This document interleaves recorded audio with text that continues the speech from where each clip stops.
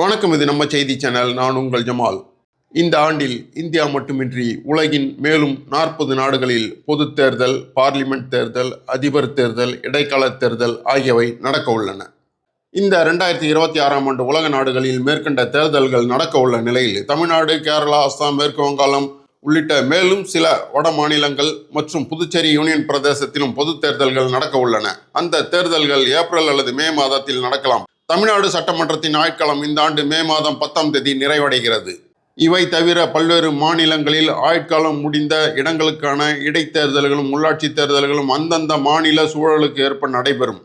இந்த நிலையில் தமிழக அரசியல் களத்தில் 2026இல் நடக்கும் பொது தேர்தல் மிக முக்கியமானதாக பார்க்கப்படுகிறது. இதில் ஆளும் கட்சியான திமுக கூட்டணி, எதிர்கட்சியான அதிமுக கூட்டணி மற்றும் புதிதாக களம் காணும் தமிழக வெற்றி கழகம், நாம் தமிழர் கட்சிகளுக்கிடையே பலத்த போட்டி இருக்கும் என எதிர்பார்க்கப்படுகிறது.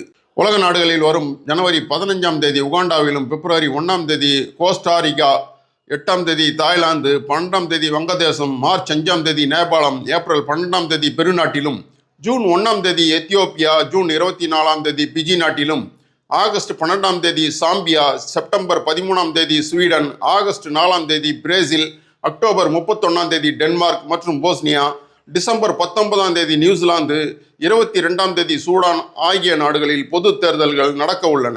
அந்த வரிசையில் மார்ச் 22ஆம் தேதி காங்கோ மற்றும் ஸ்லோவேனியா நாடுகளிலும், ஏப்ரல் 12ஆம் தேதி பெனின் மற்றும் லிபியாவிலும், மே 31ஆம் தேதி கொலம்பியாவிலும், நவம்பரில் பல்கேரியாவிலும் அதிபர் தேர்தல் நடக்கிறது. நவம்பர் 3ஆம் தேதி அமெரிக்காவில் இடைக்கால தேர்தல் நடக்கிறது. என்ன இருந்தாலும் நமக்கு தெரிந்த இந்தியாவில் நடக்கும் தேர்தல் களத்தில் திடீர் திருப்பங்கள் நிறைந்த சுவாரஸ்யமான பரபரப்புக்கு பஞ்சம் இருக்காது.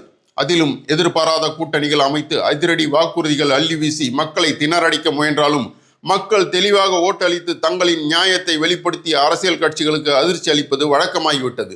மேலும் சுவாரஸ்யமான தேர்தல் செய்திகளுக்கு அடுத்த வீடியோவில் சந்திப்போம். நன்றி, வணக்கம்.